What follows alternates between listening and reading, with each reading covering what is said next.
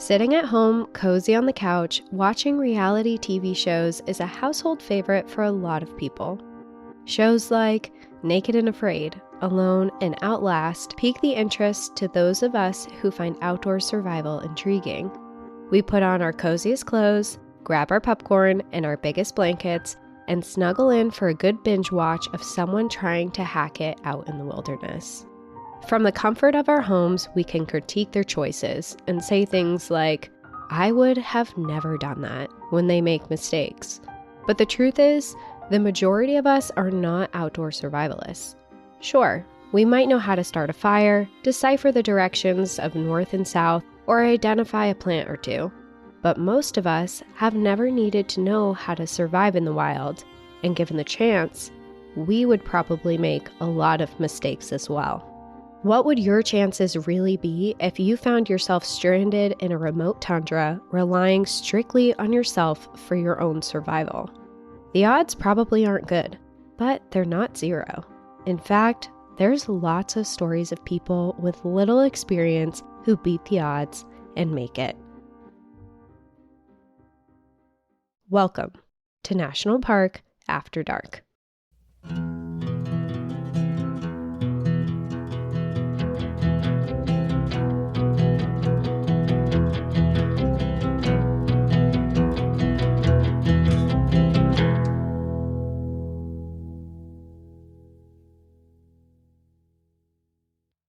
Your favorite type of story, a survival story. Yes, I'm back. I feel like it's been a little bit since I did a survival story, so I'm excited to dive into this one. And I know you said it's long, so... My notes are long. Sometimes it goes a little bit faster when we're talking, but my notes are longer than usual when I write episodes. Okay, well, I'm ready to hear it. Cool. So today I will be telling the story of Lieutenant Leon Crane, who went down in a B-24 plane crash and survived 81 days in the remote wilderness of Alaska in the dead of winter in 1943. And he was the sole survivor of his 5 crewmates. His story is one that's devastating. It's full of strength and will to live, and ultimately led to him saving his life. And a lot of other things contributed to that as well that we'll get into. But before we dive into this, because this is a World War II story, I did want to mention, because people notice this, when I did the Palau story, I said that World War II was 1939 to 1949. And I just want everyone to know that I am aware that World War II ended in 1945, and it was a total slip of the mouth. Like, I read faster than I spoke, and I misspoke. Even my notes said 1945. I'm glad everyone knows their history and people know that it ended in World War II ended in 1945. But I am also aware. So the people who said really mean things to me and called me stupid, I am aware, and I know that.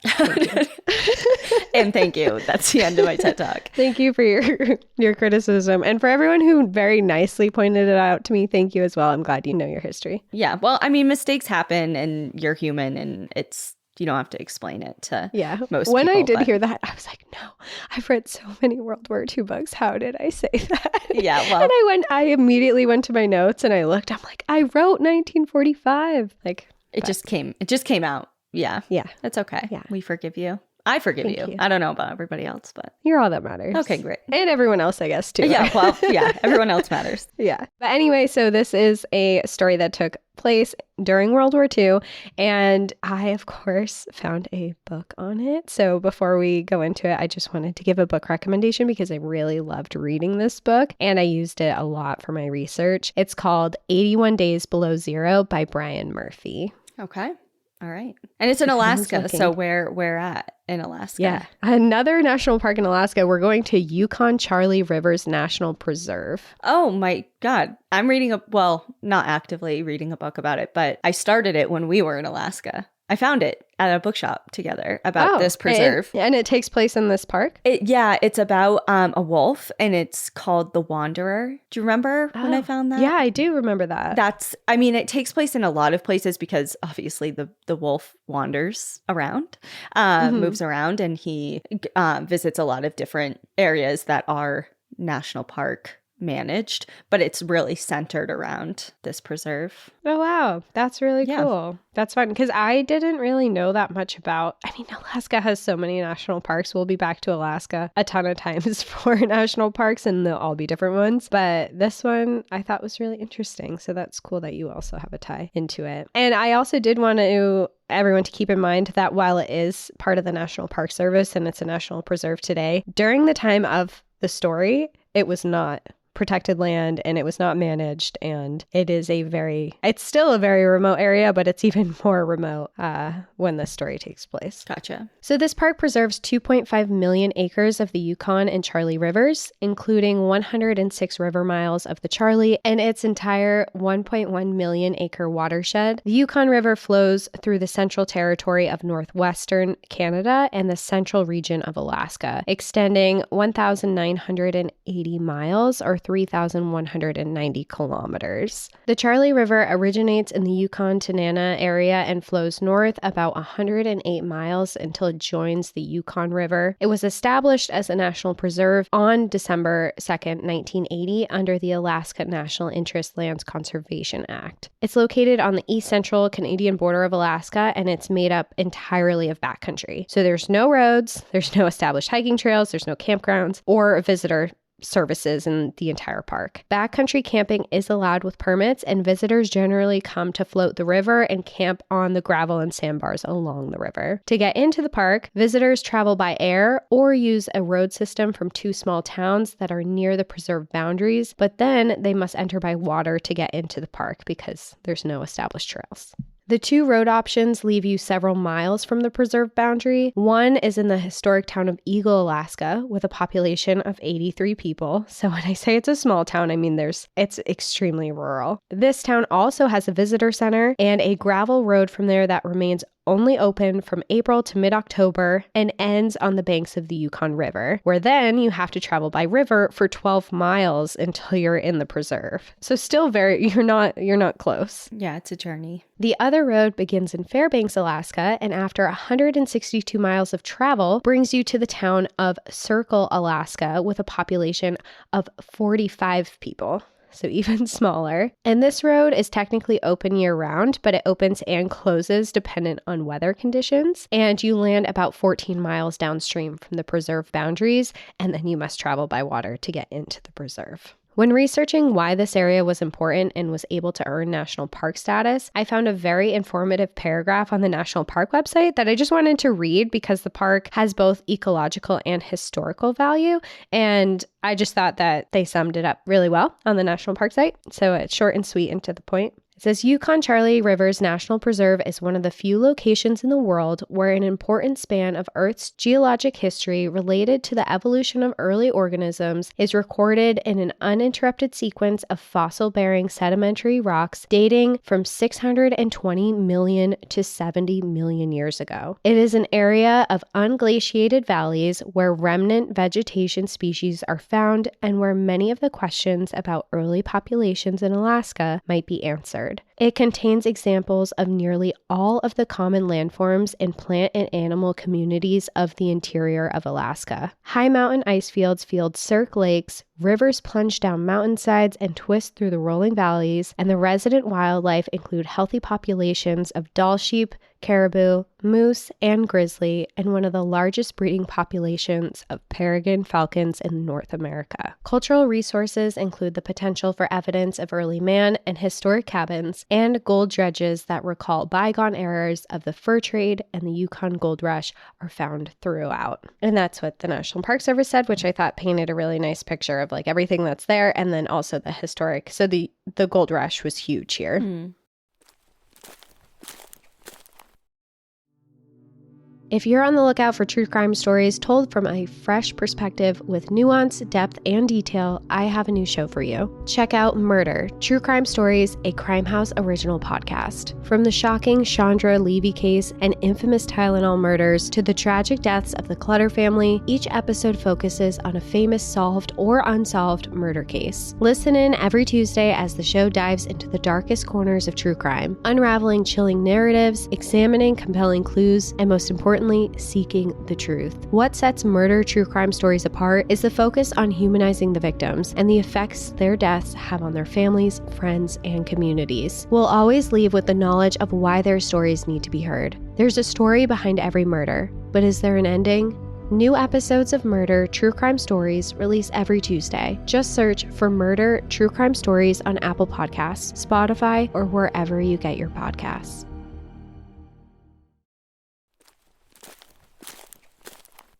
The story I'm going to tell today is about Lieutenant Leon Crane, who was part of a Jewish family in Pennsylvania, but found himself in Alaska after being stationed at Fort Ladd during World War II. Fort Ladd today is known as Fort Wainwright and is located in Fairbanks, Alaska, but I'll be referring to it as Fort Ladd throughout the episode just because that's what it was at the time of this story. And he was from Pennsylvania, had very limited outdoor experience, did not have experience in the crazy winters of Alaska and the negative degrees. He went to MIT and earned his engineering degree, and he was a very smart person, but he didn't have the experience that a lot of outdoorsmen in Alaska have. Of course, yeah. And of course he had basic military training and some things there, but very minimal in terms of surviving outside. Lieutenant Leon Crane was a part of the United States Army Air Corps and was moved to Alaska after the attacks on Pearl Harbor. Troops were sent to Alaska as a form of defense against the Japanese during the war, and the major use of Ladd Field was primarily cold weather testing of aircrafts and equipment. Alaska was the best place to offer consistent freezing temperatures to test out their military equipment in cold weather. A lot of these tests included maneuvering aircrafts to simulate different issues, such as an engine failure, to see how the planes would perform under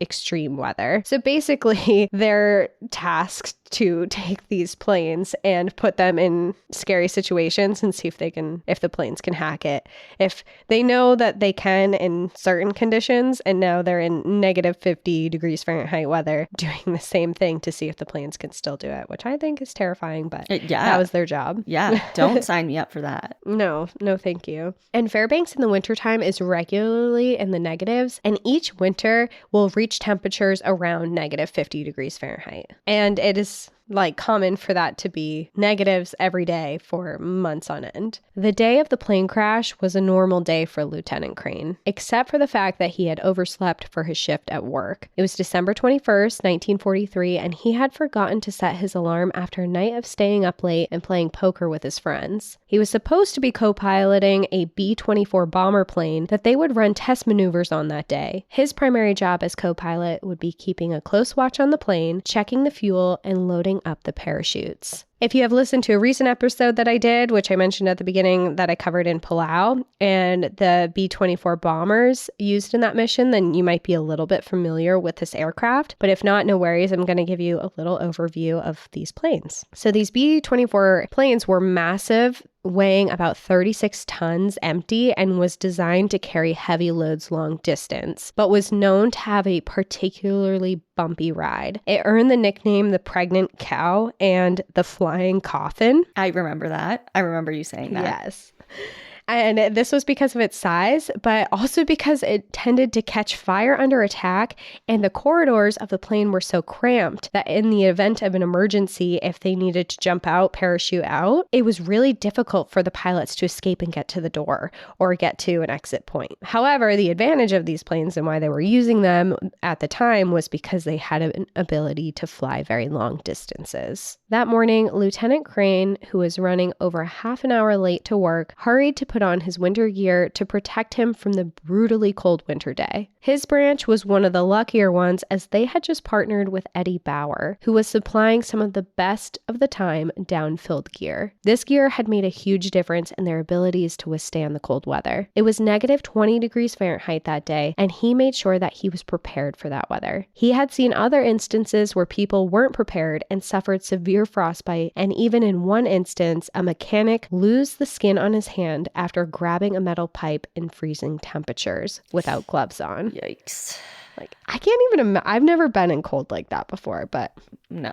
Man. When he was zipping up his parka, he noticed a letter from his father was still in his pocket. He had just skimmed over it briefly, but now he had remembered it was there and decided to leave it in his pocket to read over later. His roommate agreed to give him a lift to the job site so he would get there quicker, and on the way there, they stopped at the store. Part of his job as a co-pilot was to make things easier for the pilot, who he knew that day was going to be Second Lieutenant Harold Hoskin, and he always had a tobacco pipe on hand, and he knew that he would want to smoke. They had multiple test missions that day, and he knew it would be a long shift, so he stopped at the store to get him some matches and then stuffed them in his pocket. When Lieutenant Crane arrived at the hangar, everyone was in high gear, working and starting the day. He had missed the briefing on the mission and found the pilot checking the weather reports for the day. He didn't seem to care that he was late and instead filled him in on what was going on. He told him the weather wasn't looking good, but that was pretty normal for their flights. He then proceeded to tell him the cold weather tests that they would be performing that day. They would leave Fairbanks and head east and conduct feathering tests. This required shutting down one of the B-24's 4 engines and adjusting the props until they offered the least resistance to airflow. And the book explains this a little bit, and they say that you can compare it to sticking your hand out the window in a moving car and finding the most aerodynamic position of your hand. It's kind of similar to what they were doing. This is an important maneuver that needs to be done in the event of an engine failure and is a standard test that is performed. However, the cold weather of Alaska makes everything more complicated and more difficult. These tests were also known to not always work, and stories of plane crashes were well known to the soldiers. Just 8 months before Lieutenant Crane was stationed in Alaska, a B-24 test mission was conducted to mimic a previous crash, suspecting that the cold had fouled up the hydraulics and oil lines, but the plane went into a nosedive and killed all 7 people on board. And that's, your job is to mimic a plane crash that happened and hope not to crash. I know. Like, the whole time I was reading this, I'm like... The anxiety, honestly, yeah. Like, no thank you. I quit the military. I know AWOL is bad and stuff, but... like jail over crashing a plane. Yeah, as someone who's afraid of crashing in a plane. And jail. I'm also afraid of jail. Very much afraid of jail. Well, that morning went as routinely as usual. Everyone in the hangar had their specific jobs and went over all the maintenance and protocols before the flight. Just before 9:40 a.m., their B-24 bomber, named the Iceberg Inez, taxied out to the runway, and shortly after, they were airborne. There was a total of 5 of them on board. Pilot Second Lieutenant Harold Hoskin, co-pilot First Lieutenant Leon Crane, First Engineer Master Sergeant Richard Pompeo, Radio Operator Staff Sergeant Ralph Wenz, and Propeller Specialist First Lieutenant James Sibbert. At this time of morning in Alaska, it was dark out and the sun wouldn't be out for another hour. So remember, this is the middle of winter when they have almost no daylight. So they needed to perform their tests before sunset, which would be at 2:41 p.m. So it's almost 10 a.m. The sun's not out, and then it's gonna set at 2:41. These tests were taking longer than expected due to weather, and the pilot needed to find a break in the clouds to perform the feathering tests. They needed to do it at 15,000 feet, 20,000 feet, and 25,000 feet. At 11:08 a.m., he radioed back to Fort Ladd that they were searching for a place to perform the tests. At this time, they were about 65 miles to the east away from base over an area of Alaska known as Big Delta. The area is where the Delta River and the Tanana River meet and had a military base there as well. Just about noontime, they found a break in the clouds large enough to perform their higher altitude tests. So they started with a 20,000-foot one. The control panels read that the temperature outside was nearly minus 70 degrees Fahrenheit. I can't even fathom that amount of colds. I know people live in it and have dealt with it, but just not for me. Like the slightest bit of anything wet, like your breath, if you sweat, just immediately turns to ice. Mm-hmm.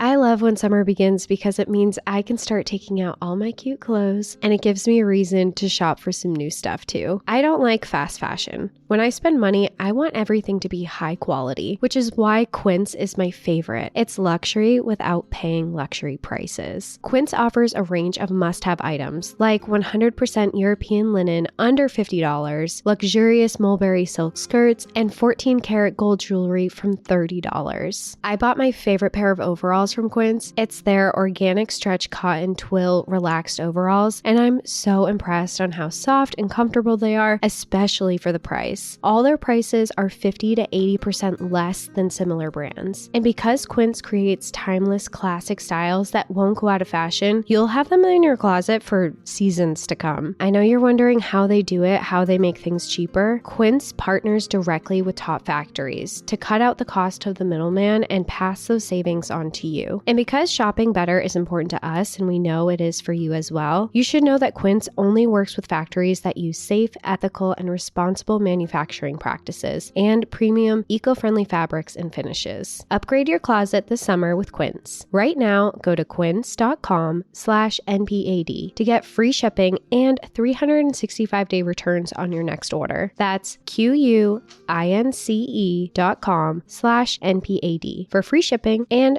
365-day returns. Quince.com/NPAD.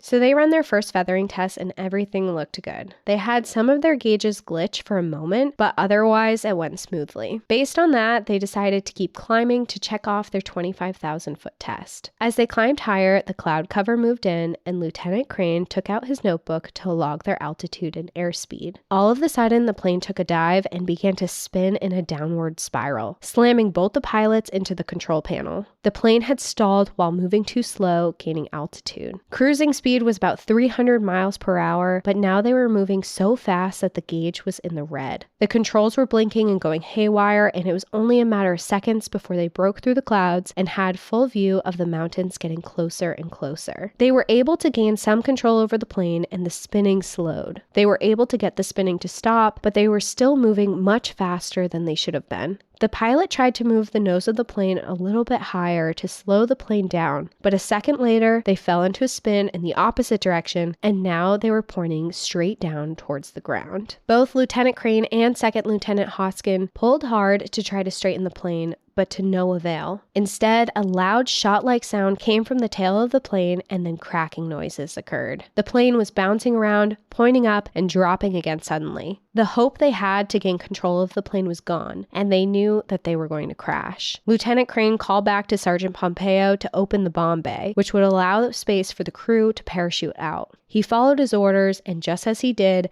minus 70-degree air entered the aircraft, and again, the plane went into a spin. Lieutenant Crane, who had been wearing gloves, took them off to secure his parachute and called to the pilot to forget the plane and that it was time to bail. He then left the cockpit and stumbled through the narrow rear of the plane. It was difficult to get through, which was a painful reminder of why this plane was referred to as a flying coffin. Sergeant Pompeo had his chute on and was ready to jump, but he was hesitating. He didn't have his downfilled gear on. Instead, he had on an electric heated flight suit that offered little to no protection when not plugged in. Lieutenant Crane made his way to the exit point and looked back to see where Hoskins was, but he was still near the radio controls, messing with the parachute harness. The next moment, he was falling out of the plane, and a few moments later, he pulled his chute. It opened without issue, and as he slowly floated through the sky, he watched the iceberg Inez go down. He saw another parachute leave the plane and go behind the ridge. Then the plane rocked and spun before plummeting into a mountain slope, and it was immediately engulfed in flames so large that he knew no one inside could survive it. Lieutenant Crane had no way of knowing whose parachute he saw. He thought it was either Hoskins or Pompeo's, but he was fairly certain it was not any of the other crew members on the plane, as when he made his way from the exit point, they were nowhere nearby. When he landed on the ground in the deep, powdery snow, he was about 2 miles away from the crash and could see it burning. He called out to both Hoskins and Pompeo, but there was no response. His first thoughts went to his rescue. He knew when the plane didn't return, the military would send out a team. The burning plane could help them find him, but quickly his hope changed. The last radio communication they had was about an hour before the crash, which was an oversight on their end. They should have been radioing every half hour. If they had been, they would have made a radio call just minutes before the plane started to go down, and the people back at base would have had their coordinates. Now, their last known location was most likely hundreds of miles away. Oh no. And to realize that just as you land and are watching the plane burn. Yeah, not a great realization to have. Like, how are they going to find me? On top of that, Lieutenant Crane had taken his gloves off to fit his parachute on, and in the chaos of everything, he forgot to put them back on. It was 20 degrees Fahrenheit below zero, and frostbite was now a huge concern. But he remembered in his pockets were the matches he had bought for the pilot, and he had the ability to make a fire. The lack of humidity in the air helped to keep the sticks he gathered dry even in the winter weather conditions. But after using a few of his matches and adding dry pine needles with it not lighting, he was getting concerned. He didn't have many matches to spare, especially because he didn't know when rescue would come, and the ability to have a fire would determine whether he lived or died. He then remembered that he had the paper from his dad's letter also in his pocket. He grabbed it and used the whole thing and started a fire. He warmed his hands on it, which were already showing signs of frostbite. His parachute was made of silk, which actually provided a lot of protection from the cold. This would be vital for the protection of his hands, and he could use it to wrap them up. Now he was using it as a sleeping bag and wrapped himself up next to the fire. This would be the first of 81 nights he would spend awaiting rescue.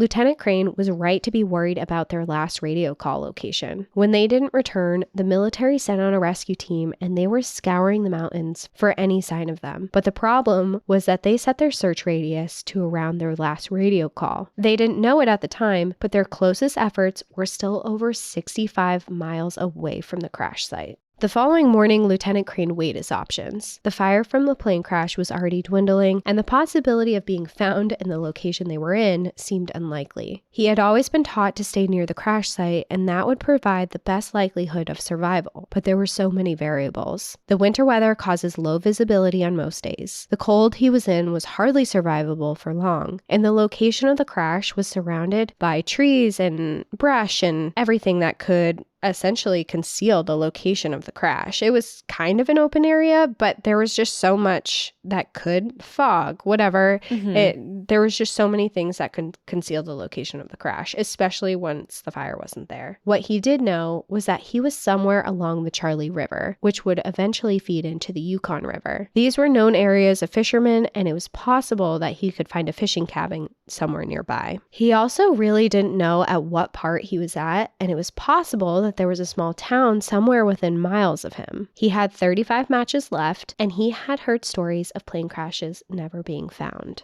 It didn't take him long to decide that he would move, and he would head down the river in hopes to find some civilization. It was very hard and slow moving. Some of the snow was waist high, and walking on top of the river ice didn't seem doable. Even through the middle of winter, the water underneath kept flowing, which gave him a source of drinking water, but the ice was too thin and dangerous to walk on in some areas. Instead, he trudged through the deep snow. It took him hours to cover just 1 mile, and he didn't know it at the time, but the closest roadway was over 75 miles away. There wasn't enough hours in daylight to walk for long, and by early afternoon, he found a spot to make camp for the night again. He was able to find a spot in the river to drink water from, and with spruce needles and a few matches, he lit another fire. By the fire, he checked out his hands, which he had been trying to keep warm tucked in his parka pockets, but it hadn't been adequate protection. His fingertips were white and they were difficult to move. The idea that he could just walk to find someone was fading and seemed unrealistic with the cold temperatures. He decided it would be better to stay and make camp for the week. That way he could keep his hands warm by the fire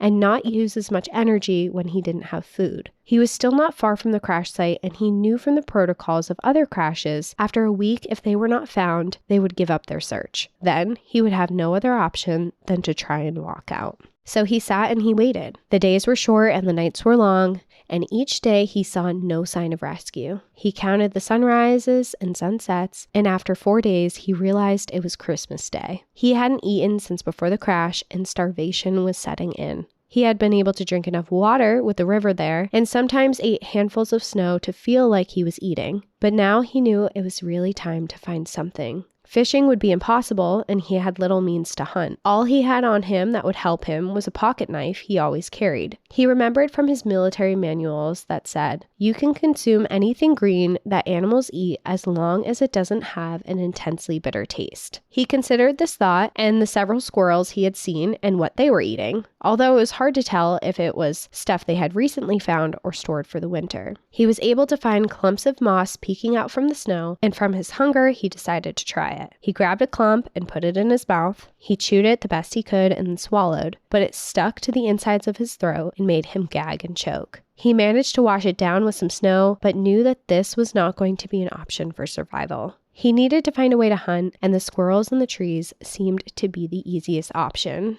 He sharpened a stick into his spear and tried to kill squirrels in the forest, but they were too quick. He then fastened rope from the parachute to make a bow and arrow, but it didn't shoot fast or far enough. He tried to make a slingshot, but had the same issue as the bow and arrow. He got so frustrated, he tried to just throw rocks at them, but he missed every single time. He spent so much time doing this, he forgot about the exposure of his hands, and the frostbite and numbness worsened. Discouraged by his attempts, he spent the next 4 days in hibernation mode, only moving from his sleeping bag to stoke the fire and drink water. 4 more days and still no rescue. It had been over a week since the crash now, and he knew what that meant. No rescue team was coming for him. His only choice that he had left if he wanted to live was that he would have to walk out.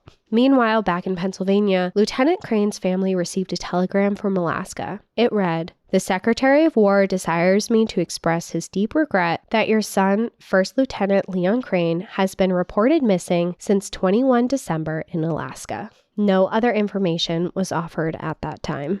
So literally nothing else. Like, oh, just so you know, he's missing. He's missing, and like no follow-up information, no reason why he's missing. Like, right. They didn't mention his plane's missing. They just said he's missing. Yeah, that's torturous.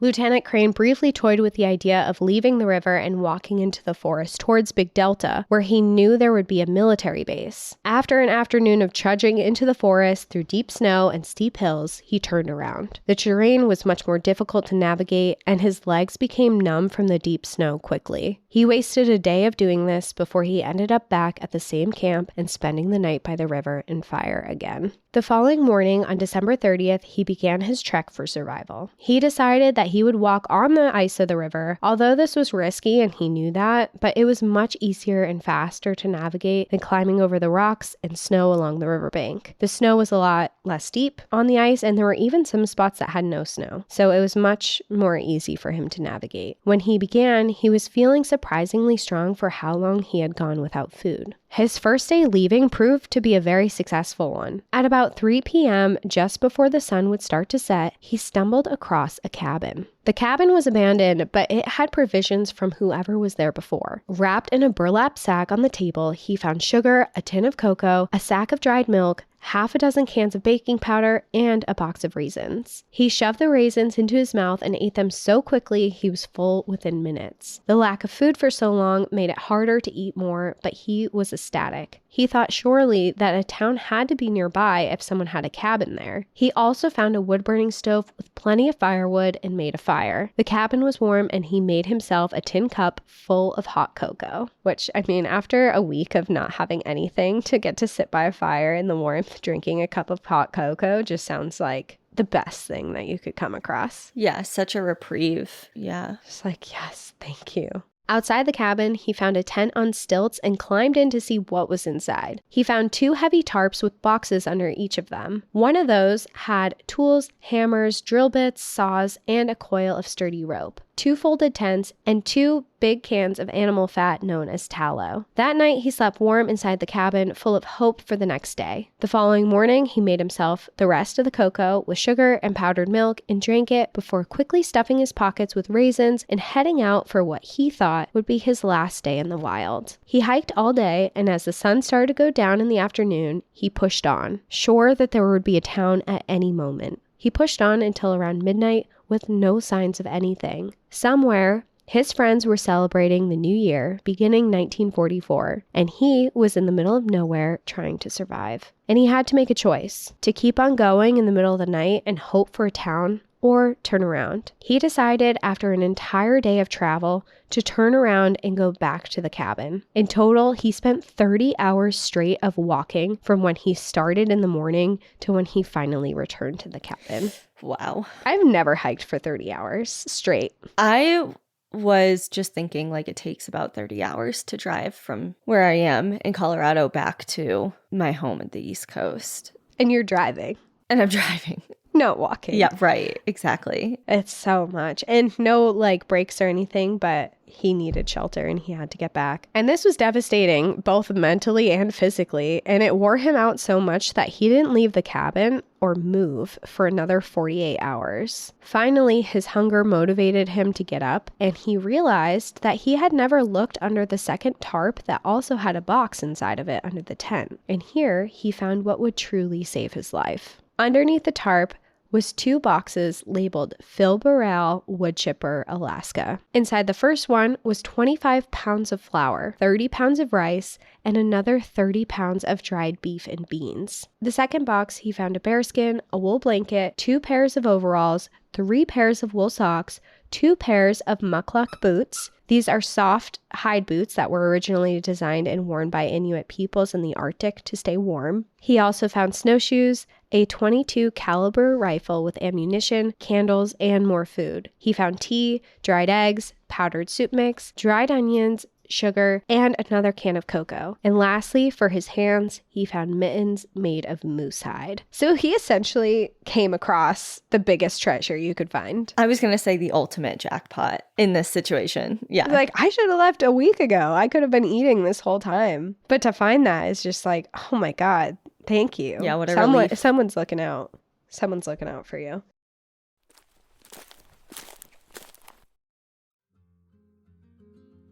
Summer is here, which means all the outdoor activities are here with it. And with the hot summer heat, staying hydrated is more important than ever. With all the drinks out there, you want hydration that works. Liquid IV delivers extraordinary hydration with advanced science thanks to Live Hydroscience, an optimized ratio of electrolytes, vitamins, and nutrients. 1 stick of Liquid IV delivers superior hydration to water alone with 3 times the electrolytes of leading sports drinks, plus 8 vitamins and nutrients. It's hydration for endurance, mental clarity, and overall well-being. Liquid IV is convenient and easy to use. I always keep a few Liquid IV packs on hand in my hiking bag, so I'm always prepared. My favorite time to have Liquid IV is when I get to the summit of a mountain. I love to take it out, pour it in my water bottle, shake it up a bit, and drink it right there. Because Liquid IV has 3 times the electrolytes of leading sports drinks, it's perfect to take with you on your adventures when you need a hydration boost. It's also non-GMO and free from gluten, dairy, and soy. They also use no artificial colors or sweeteners. Turn your ordinary water into extraordinary hydration with Liquid IV. Get 20% off your first order of Liquid IV when you go to liquidiv.com and use code NPAD at checkout. That's 20% off your first order when you shop Better Hydration today using promo code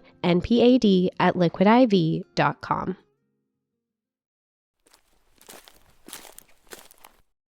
Lieutenant Crane spent the next few weeks in the cabin recovering from his frostbite and starvation. He made himself food, kept a fire stoked, and wrapped himself up in bearskin. He kept his hands in his mittens, and they gradually regained color and feeling. He slept 18 hours a day, and slowly he could feel all that weight he had lost was beginning to return. He also began hunting ptarmigan, a mellow-sized grouse, which he had found their feeding areas and was having a lot of success shooting them. It wasn't until January 21st that he headed out again, but this time he didn't have plans to stray far from the cabin. He just wanted to get his bearings on the landscape around him. He found a very simple map inside the cabin that indicated he was on a settlement known as Woodchopper Creek. It was once a booming gold mining town in the early 1900s, which had dwindled in recent years but was still in operation. The map didn't indicate elevation or type of terrain or show a scale of how far away it was, but it was a promising indication that people weren't all that far away.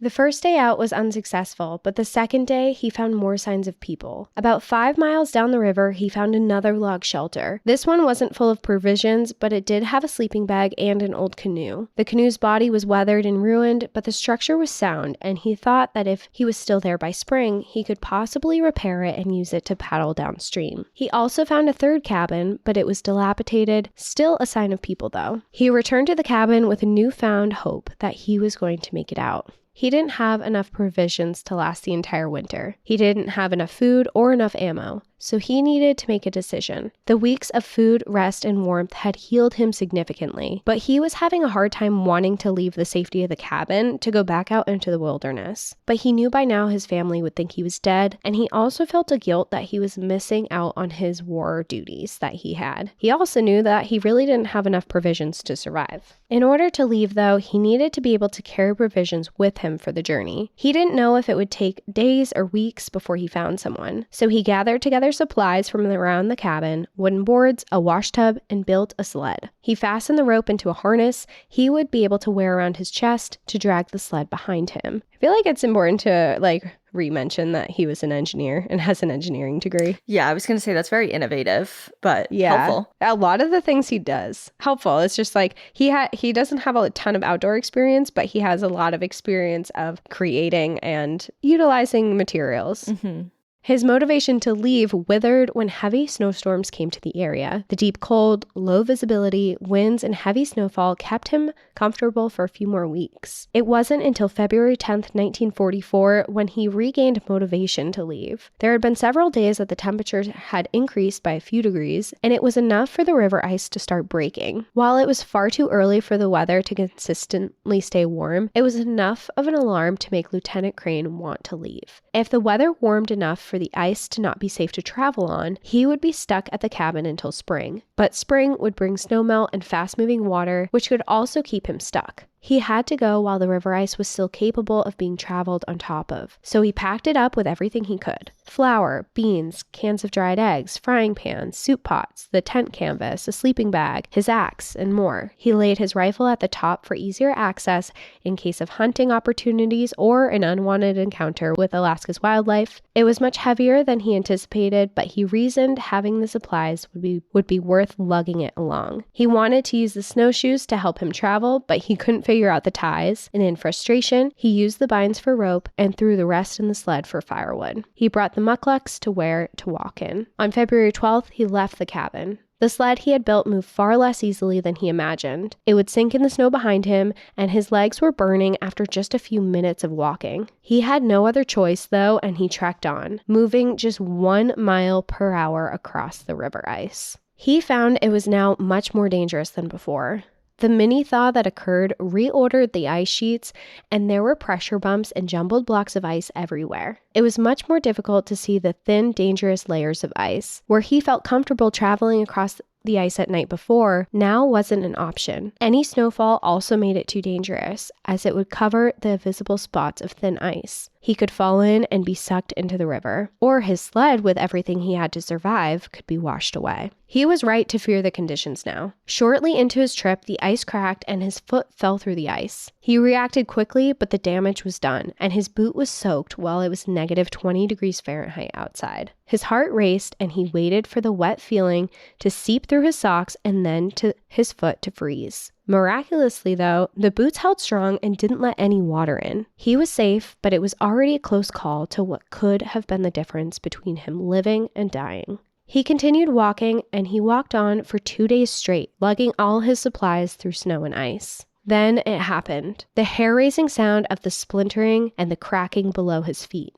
Just as the noise occurred, the ice gave way underneath him, and he made a hard splash into the water. Thoughts of being swept away under the ice and drowning flashed through his mind, but he wasn't pulled under the ice. His rope harness was tugging tightly at his body, and he looked up to see that the sled he had hated dragging that entire way had refused to budge in his fall. It caught him and kept him afloat. He was then able to use the surrounding ice to hoist himself up and out of the water. His next moves needed to happen quickly. As soon as the air touched the wet parts of his body, a film of ice formed. He could feel the water coming into his boots and through all the layers of the clothing he was wearing. He was shivering uncontrollably, and he knew it was only a matter of moments before hypothermia set in. His only saving grace was that his head was still dry. With all his might, he ran with the sled towards the shore. He grabbed his matches, and luckily for him, there was dry needles and sticks nearby. He was shaking so much he could barely light the match, but he managed to get a fire started.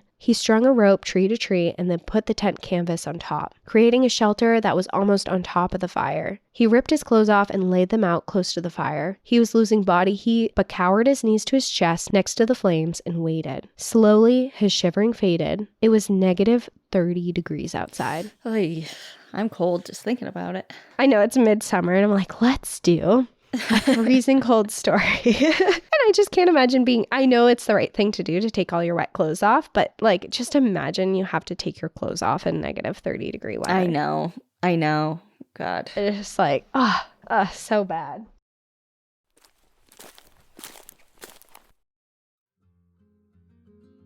Have you ever found any subscriptions you forgot about, or any you paid for twice and didn't realize? How much do you think you're paying in subscriptions every month? The answer is probably more than you think. Over 74% of people have subscriptions they've forgotten about. Because I started using Rocket Money, I discovered I've been paying a subscription for a streaming app that I downloaded last year because I wanted to watch one movie. That's it. One movie, and I haven't used it since. Rocket Money is a personal finance app that finds and cancels your unwanted subscriptions, monitors your spending, and helps lower your bills so that you can grow your savings. Rocket Money is great because it gives you a clear view of all of your expenses.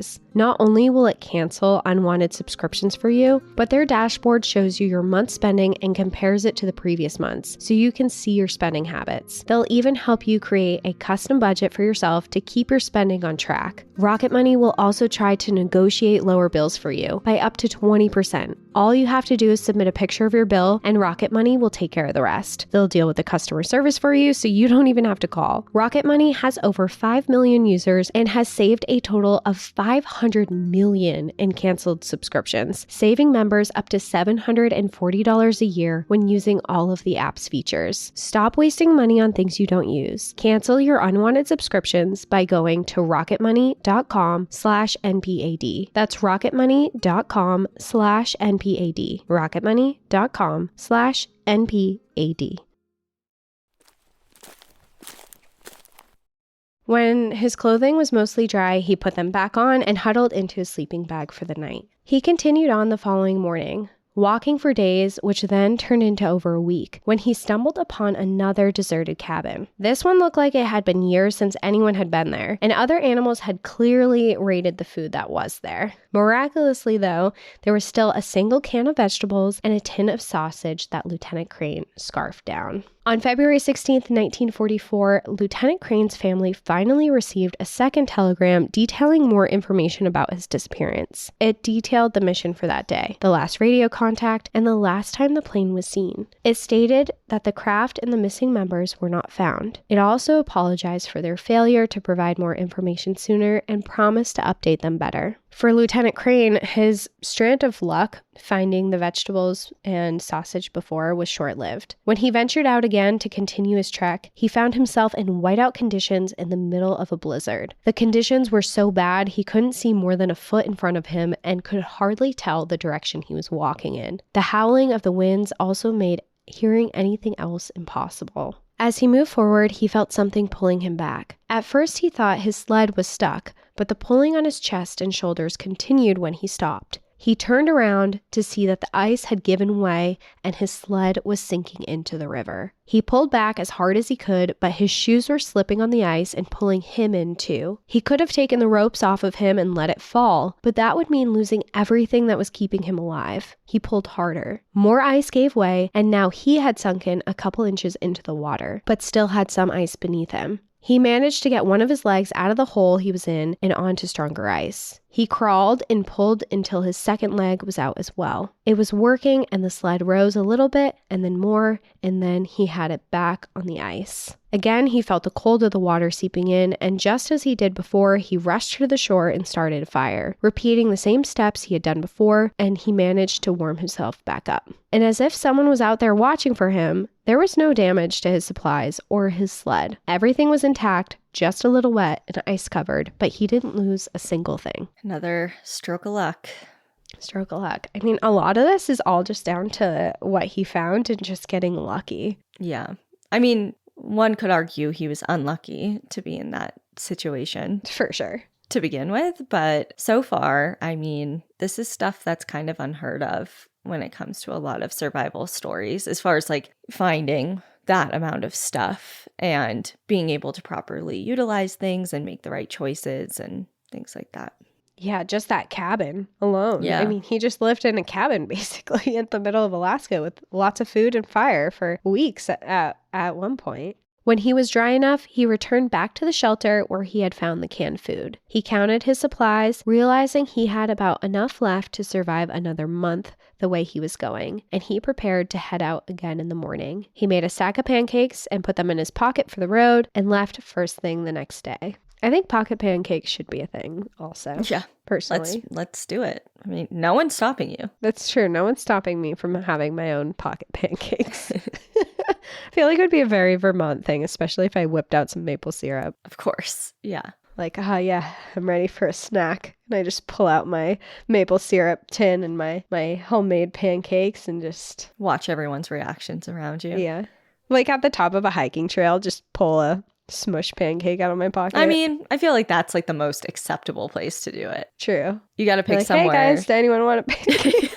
I know, it's like that's too far. You can enjoy Versus it. doing it like in a Walmart or something. Yeah, like you got to go somewhere else that's a little peculiar. Yeah. Well, he had his own pocket pancakes for the road, and he was covering a lot of ground now. And by this time, he's been out here for a while. I mean, it's February, and he had a lot more daylight than when he started. Days were lasting 11 hours, which allowed him to travel for much longer. After several more days, he found the first real sign of people who had been there recently. It had been 80 days since the crash. Just after sunset, with not much light left, he saw sled tracks. They weren't fresh, and parts were covered in snow, but they were clearly recent. There wasn't enough daylight left to explore them more, but he made camp that night with a new sense of hope, and as soon as the sun rose, he set off to follow them. His first thoughts were that they were from sled dogs. He didn't see their paw prints in the snow, and the sleds would have covered them. He followed them for over 2 hours along the river. Then, the tracks took a sharp turn and through some rocks, and there, on the other side, was a cabin. Another cabin. And from afar, this cabin looked similar to the other ones. It looked kind of dilapidated. It looked abandoned. So he's like, I'm not going to get my hopes up. This is probably just the same as all the other cabins, but let's go check this out. And as he's walking there, he sees paw prints in the snow. And to him, when he first sees them, he's like, oh, these are probably wolf paw prints. Like I should be on the lookout, see if there's any wildlife around. Mm-hmm. But then the most glorious and recognizable sound cut through the air, and he heard dogs barking. Not wolves. He heard someone's pet. Still, he moved cautiously as he moved forward. When he approached, he saw a clothesline filled with cloth diapers and a checkered tablecloth hanging. He yelled, asking if anyone was there, and for the first time, someone responded. He had arrived at Albert and Nina Ames' trapping and fishing cabin. Nina was part of the Athabascan clan, and Albert came from South Dakota. They met while he was working as a horsepacker in the region, and they fell in love and built a homestead, mostly living off the land here. Lieutenant Crane introduced himself and explained who he was. When he told them he had been in the woods since December 21st, they were shocked and informed him that it was March 10th. They welcomed him inside and offered him food and coffee while he detailed his story of his survival. He told Albert he had found Phil Barrel's cabin, because remember that box said his name on it. Yeah. A man that it turns out Albert knew very well. He also said that Phil's cabin was the last storage cache on the river, and he hadn't been there in years. He also said that if he hadn't found it, he most likely never would have survived. He also informed him that he was on the Charley River about a mile away from the Yukon River. Albert was so impressed at how healthy he looked, he even joked that people would have a hard time believing his story because of it. Oh. He's like, are you sure? Yeah, it's like well. You look pretty good.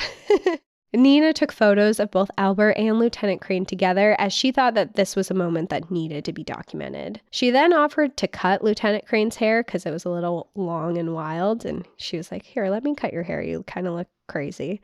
And he was like, yes, please, thank you. Lieutenant Crane's journey wasn't over yet.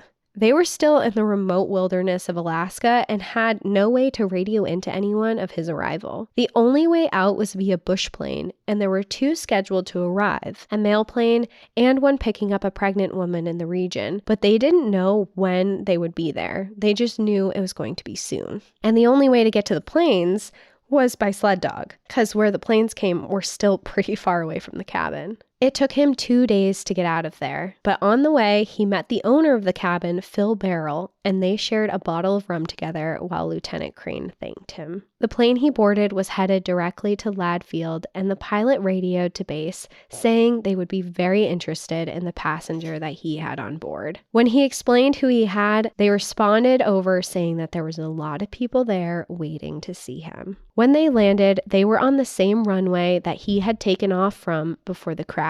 There was an ambulance, car, and a group of airmen waiting for him. He was greeted by an array of questions, but he first wanted to know if there were any news of his comrades. He found out that there had not been. He discovered that they had not even found the crash site. The second thing he did was call his parents and let him know that he was okay. News of his returns hit headlines around the nation and gave hope to the family and loved ones of other crew members that they might return as well. 7 months after his return in October 1944, Lieutenant Crane led a recovery team to the crash site where they found the remains of 2 other crew members, Lieutenant James Sibbert and Sergeant Ralph Wenz. They were unable to find 2 other missing men, both Second Lieutenant Harold Hoskin or Master Sergeant Richard Pompeo. Closure for the family of Lieutenant Hoskin didn't come until 2006, when a team from the Joint Prisoner of War and Missing in Action Accounting Command traveled to the site at the request of the National Park Service.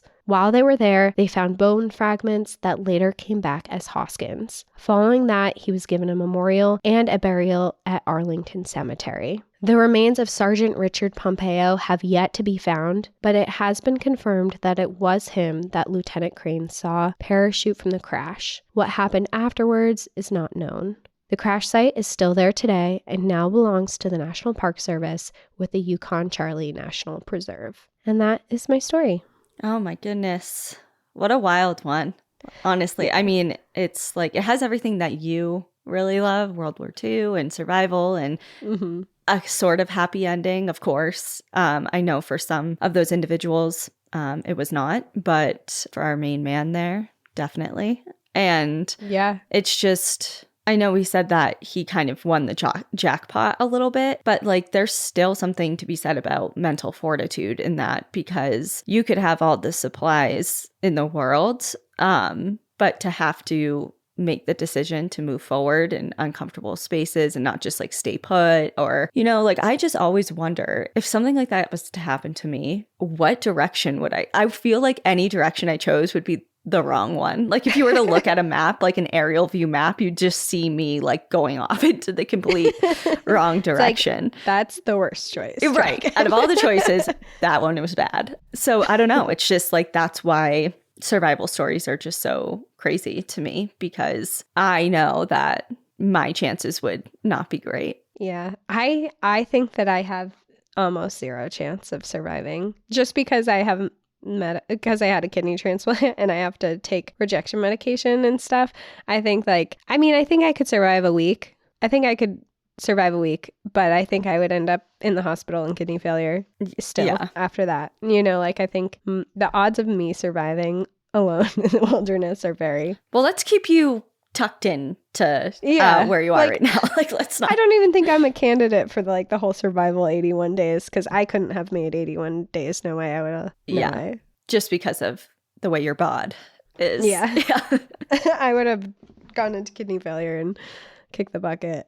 But it's so interesting to see people's, like, even though he did hit the jackpot, there were also so many things he did that made him survive. I mean, the first night, having those matches on him and having his dad's letter to start that fire initially is what saved his life the first night. And then he was able to keep a fire going. And I mean, he was out here in -degree temperatures surviving with very little. There were just so many things that he had to do to survive, things that were really lucky.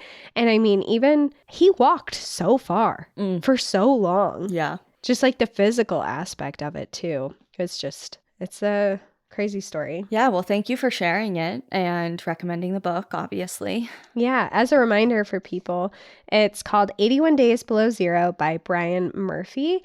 And I highly suggest reading it because even though I went into his portion of the story, there's a lot of, they tell the search side in the book. Yeah.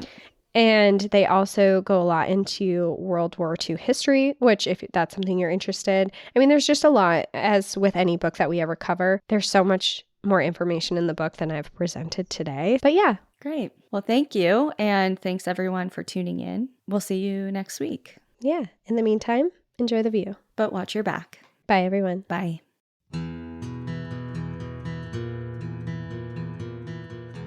Thank you so much for joining us again this week. If you have a trail tale or story suggestion, send us an email at stories@npadpodcast.com. Follow us on Instagram and Facebook at National Park After Dark and on Twitter at NPAD Podcast. Join our Outsiders Only community on Patreon or Apple subscriptions to listen ad-free, unlock monthly bonus episodes, and exclusive content. And remember, when you support our sponsors, you are supporting our show. For our exclusive discount codes and source information from today's episode, check out the show notes. For more information on our show, our book recommendations, merch updates, and more, visit our website at npadpodcast.com. And please rate, review, and subscribe from wherever you listen to podcasts.